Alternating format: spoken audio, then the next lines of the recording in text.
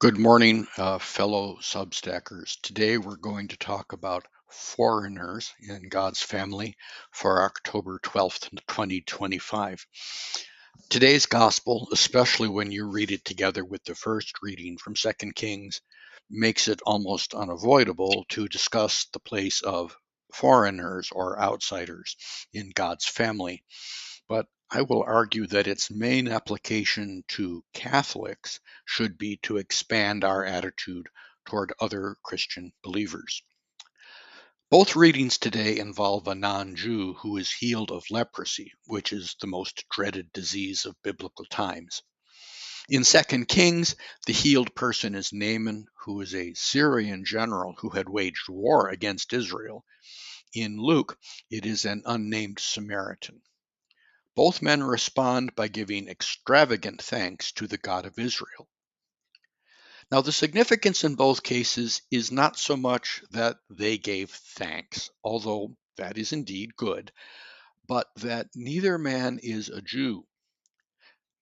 In then and now, Assyrians are not the friends of Jews in particular, and in Naaman's time, they were outright enemies and importantly worshiped different gods.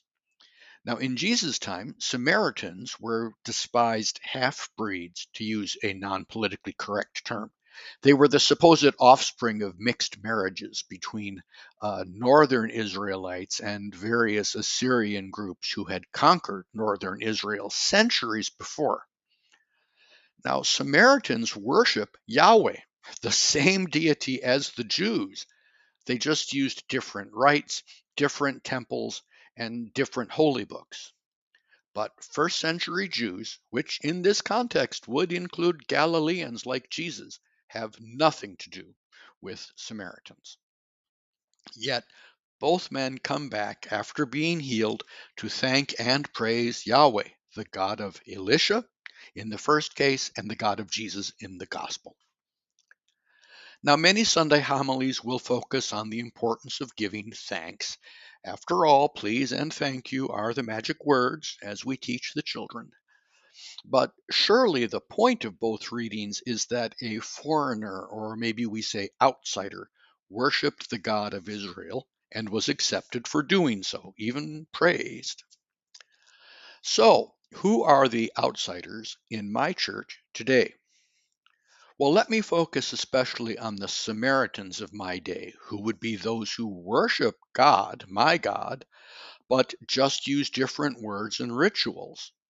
Well, in the Catholic Church, we have a name for such people. We call them Protestants or maybe evangelicals. We both worship the same God and his Son, Jesus Christ.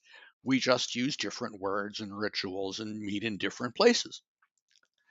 Now, despite all this, I can remember the near conniptions my family on both sides has experienced every time one of us married a non Catholic, as they will say. I can now safely say that we overreacted. My two non Catholic in laws are some of the best people and best Christians that I know. So, my fellow Catholics, let's give it a break.